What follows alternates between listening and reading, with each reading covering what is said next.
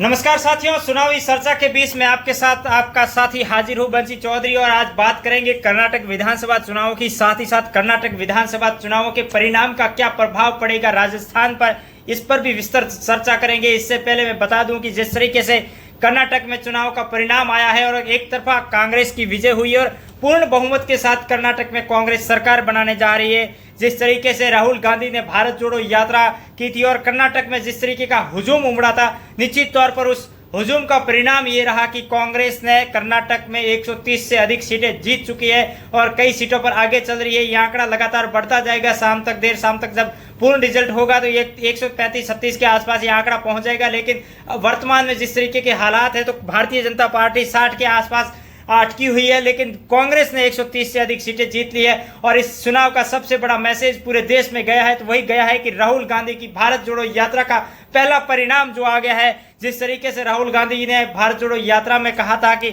मैं मोहब्बत की दुकानें लगाने जा रहा हूं, लेकिन कर्नाटक चुनावों से तो यह साबित हो गया कि राहुल गांधी मोहब्बत की दुकान नहीं, अब पूरे देश में मोहब्बत का मॉल खड़ा करना जा रहे हैं और मॉल की शुरुआत कर्नाटक से हुई है। हालांकि जिस तरीके से भारतीय जनता पार्टी, नरेंद्र मोदी और अमित शाह ने जिस तरीके के दौरे किए थे कर्नाटक में, जिस तरीके के रोड शो किए थे, रोड शो में जिस तरीके की अपनी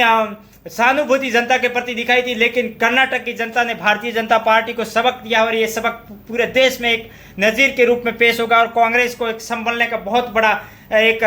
परिणाम मिला है। और हालांकि परिणाम बहुत ही बड़ा परिणाम है क्योंकि 130 से अधिक सीटों पर विजय और एक तरफा जीत का कही जा सकती है। लेकिन इस जीत के बीच में यह चर्चा छिड़नी बहुत जरूरी है कि इस जीत का राजस्थान पर क्या असर पड़ेगा और भारतीय जनता पार्टी राजस्थान में किस तरीके से चुनाव लड़ेगी। निश्चित तौर पर साथियों, क्योंकि भारतीय जनता पार्टी में भी राजस्थान में कई मुख्यमंत्री के दावेदार हैं, कोई चेहरा सामने नहीं है, लेकिन वसुंधरा राजे हो, गजेंद्र सिंह शेखावत हो या फिर राजेंद्र राठौड़ हो, कई नेता है जो इस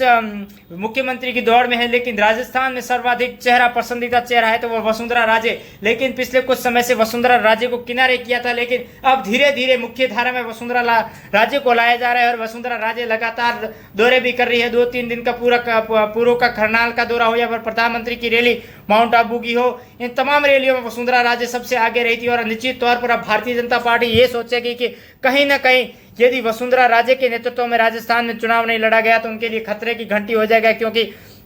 जिस तरीके से राजस्थान में कांग्रेस की सरकार चल रही है, हालांकि कांग्रेस में अशोक गहलोत और सचिन पायलट के बीच में 2 गुट है, लेकिन ये गुट सिर्फ और सिर्फ अपनी सहानुभूति अब सीट के लिए गुट है। लेकिन इन गुटों का जिस तरीके का काम चल रहा है वो निश्चित तौर पर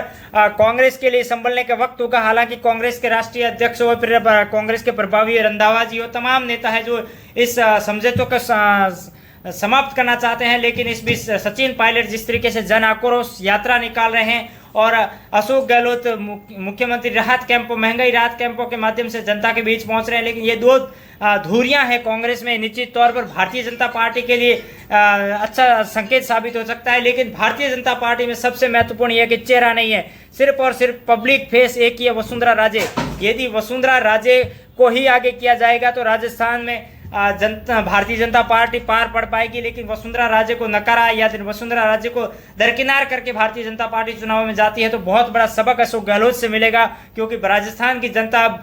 कर्नाटक के जिस तरीके से परिणाम आए हैं उसी के सहारे चलना चाहेगी, क्योंकि कर्नाटक ने जिस तरीके का सबक भारतीय जनता पार्टी को दिया है, निश्चित तौर पर उस सबक भी भारतीय जनता पार्टी को यहाँ पर लेना पड़ेगा। क्योंकि जिस तरीके से राजस्थान में अभी देखें तो हालात इससे इतने मजबूत नहीं है भारतीय जनता पार्टी के, क्योंकि जनता में इतना आक्रोश नहीं है। चाहे मुख्यमंत्री की कई फ्लैगशिप योजनाएं हैं जिसमें चिरंजीवी बीमा योजना हो, दुर्घटना बीमा हो या फिर तमाम ऐसी योजनाएं हैं जिनमें मुख्यमंत्री द्वारा हाल ही में घोषित की 200 यूनिट बिजली वाली, ये तमाम योजनाएं जनता को दिल को छू रही है। साथ ही साथ सबसे बड़ी बात ओपीएस, क्योंकि ओपीएस राजस्थान की कर्मचारियों के लिए पूरे देश में एक नजीर बन रहा है और जहां जहां कांग्रेस की सरकारें बन रही है, जहां जहां कांग्रेस के चुनाव आए हैं तो उसमें ओपीएस लागू करने का वादा भी करती है। हिमाचल में देख लें, वहां पर भी ओपीएस लागू हो चुका है और अब कर्नाटक में भी जिस तरीके से चुनावी घोषणा पत्र था वहां पर ओपीएस था और अब वहां सरकार बन रही है तो ओपीएस का फायदा वहां के कर्मचारियों को मिलेगा। और निश्चित तौर पर राजस्थान के कर्मचारी ओपीएस का फायदा ले रहे हैं और कर्मचारी नहीं चाहेंगे कि सरकार बदले, क्योंकि विपक्ष के नेता यही अक्सर कहते हैं कि ओपीएस बहुत बड़ी घाटे का सौदा है, ओपीएस के वजह से राजस्थान या प्रदेश की सरकार पर बहुत बड़ा भार आ जाता है। लेकिन कर्मचारियों के दिल जीतने के लिए राजस्थान के मुख्यमंत्री अशोक गहलोत ने जो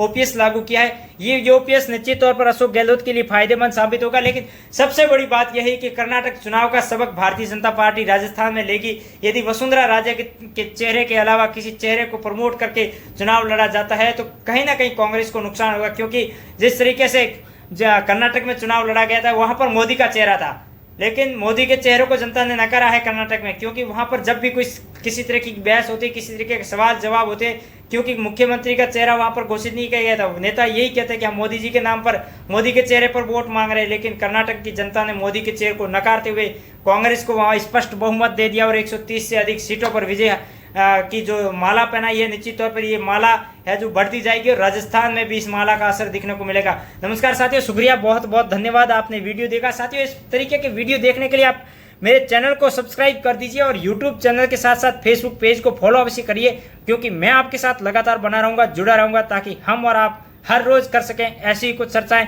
यदि आपके पास भी हो कुछ ऐसे सोर्स, ऐसी कुछ राजनीतिक बातें जिनका हो जनता से